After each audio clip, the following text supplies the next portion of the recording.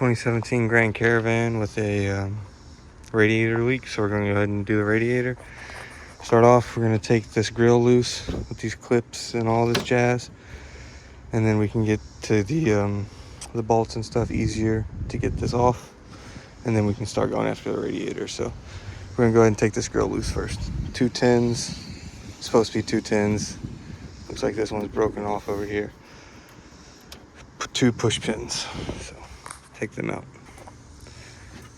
As you can see now, we can get to the 10s underneath there. So you take that, and that one, and then the same 3 on the other side, and then you can take this plate off and just lay it to the side.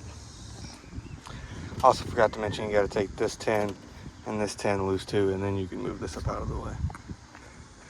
With those all taken out, you can move it up out of the way so we can start accessing our radiator. See, now we can get to our radiator and everything. So we're going to take our hoses loose, get this coolant reservoir loose, all that jazz. Take these off in case you need them for the other radiator, and then we should be good to go. I'll show you guys what to do once you start taking all this stuff off. This coolant reservoir right here, you just pull it up and out. Just take that hose clamp loose and work that hose off of there. Then you can take this hose loose and get your coolant reservoir completely out of the way.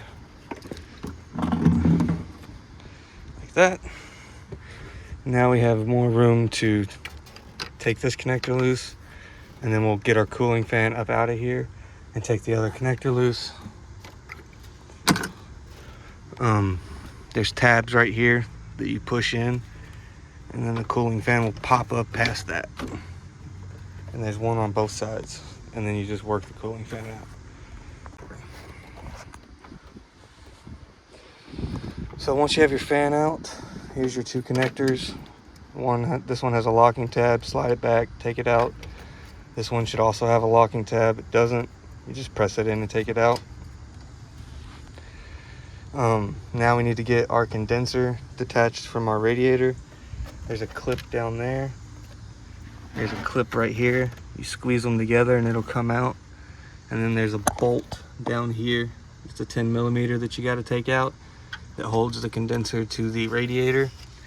The service manual wants you to take the AC hoses loose and all that. You don't have to do that. Just take that bolt loose, get these clips out, and you can work around those lines. It's not that big of a deal.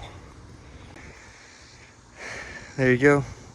There's 2 clips on the bottom that hold the transmission lines to the radiator. You can just pop those off too.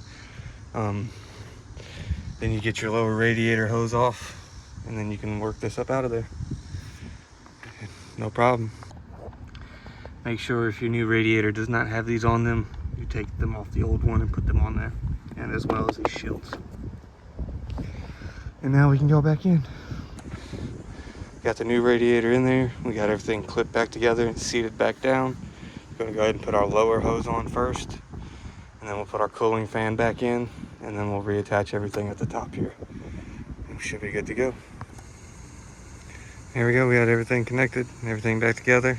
Now we're just going to fill it up with coolant and we'll be good to go after you burp the system. Cha-ching!